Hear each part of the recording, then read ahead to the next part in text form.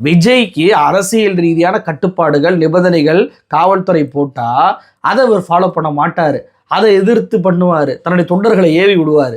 அவங்க நல்லதுக்காக தான் போடுறாங்க. ஆனாலும் அதை மீறுவார்ல விஜய். ஆனா பாருங்க, படத்துக்குன்னு வந்த உடனேயே எதையுமே கொண்டு வராதீங்கன்னு சரண்டர் ஆகுறாங்க. அறிக்கைகளை விடுறாங்க. இதெல்லாம் இந்த திங்ஸ் எல்லாம் கொண்டு வந்துடுறாங்க அப்படின்னு சொல்லிட்டு. அப்போ பொருளாதார விஷயத்துல, பண விஷயத்துல விஜய் கண்ணும் கருத்துமாக இருப்பதை போல தன்னுடைய ரசிகர்கள் உயிருக்கு அச்சுறுத்தல் ஏற்படாதவாறு அவங்களுடைய உயிருக்கு பாதுகாப்பு கொடுக்கக்கூடிய பயனுள்ள கட்டுப்பாடுகளை காவல்துறை போட்டால் மட்டும் அதெல்லாம் நான் கேட்க மாட்டேன் அப்படின்றாருன்னா, இவருக்கு பணம் தான் முக்கியம், பிஸ்னஸ் தான் முக்கியமே தவிர மக்களோ அவங்க கட்சி தொண்டர்களோ எந்த முக்கியமும் கிடையாது. ஏன்னா அஜிதா ஆக்னல் அப்படின்ற தூத்துக்குடி மாவட்ட பொறுப்பாளர் இன்னைக்கு தற்கொலை பண்ணக்கூடிய முயற்சி எடுத்திருக்கிறாராம். விஜய் என்னமே சொல்லாமல் மலேசியாவுக்கு போயிட்டாரு அப்படின்னு சொல்லி அந்த காரை மறைச்சு பார்த்தாரு, காரை விட்டு இறங்கலை, ஆஃபீஸை முற்றுகையிட்டு பார்த்தாரு, ஆஃபீஸ்குள்ளே கூப்பிட்டு பேசலை, இன்னைக்கு தற்கொலை முயற்சி வரைக்கும் போயிருக்கு. அவரும் ஒரு பெண் தானே, மதுரை மாவட்ட நிர்வாகி. அவர் பார்த்தீங்கன்னா அந்த பெண்கள், அந்த தாவேக்காவுடைய பெண்களை ஃபுல்லாக பாடி ஷேமிங் பண்ணுறாராம். காசு வாங்கிக்கிட்டு தான் பதவி போடுறாராம்.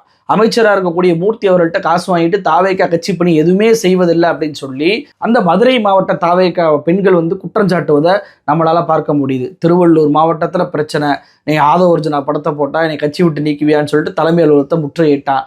திருச்சியில் ஜாதி மதம் பார்த்து தான் சீட்டு கொடுக்குறாங்க, கட்சி பதவி கொடுக்குறாங்க அப்படின்னு சொல்லிட்டு அவங்களும் தாவேக்கா அலுவலகத்தை முற்றுகை. தூத்துக்குடியில் நீங்கள் மீனவ சமூகத்தை சேர்ந்த ஆக்னலை, நீங்கள் அஜிதா ஆக்னலை எடுத்துக்கிறாம நாடார் சமூகம் தான் அங்கே ஜெயிக்க முடியுன்றதுக்காக சாமுவேலை நீங்கள் கட்சி பதவி கொடுக்குறீங்க அப்படின்றது அங்கேயும் சாதி பிரச்சனை.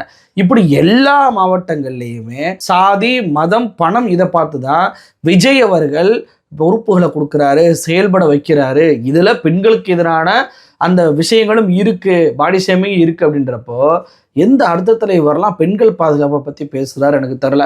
இவர் நடிக்கிறாரு கடைசி படம் ஜனநாயகன், அதில் இந்த பெண் பாதுகாப்பு பற்றி வருது, அதனால தான் அதை பற்றி பேசுகிறாரு. இல்லைன்னா இவருக்கு எங்கே பேச போகிறாரு? கடைசி படத்துடைய கதை என்பது தெலுங்கு படத்துடைய இந்த பாலையா அப்படின்றவர் நடிச்சோடைய அந்த படத்துடைய ரீமேக்குன்றாங்க. அதில் பெண் கல்வி, பெண் பாதுகாப்பு பற்றி தான் படத்துடைய சீனே இருக்கும். அதுலேயும் அவர் போலீஸ் ஆஃபீஸர் தான், இதுலேயும் விஜய் போலீஸ் ஆஃபீஸர் தான். அப்போ இதிலிருந்து இந்த படம் அந்த படத்தோடைய இதுதான் அப்படின்னு சொல்லிட்டு நம்மளுக்கு தெரியுதுல்ல. அதில் இதில் எப்படி what bro it's wrong bro அப்படின்னு சொல்லி விஜய் சொல்கிறாருல, அந்த படத்தில் போனீங்கன்னா இதே டைலாக் இருக்கும். அப்போ அந்த டைலாக்கை அந்த படத்தில் பேசுனதுனால தான் விஜய் அதை பொலிட்டிக்கலாகவும் பேசினார். ஏன்னா விஜய்க்கெல்லாம் தன்னைத்தானே பேசுவதற்கு எந்த தகுதியும் கிடையாது.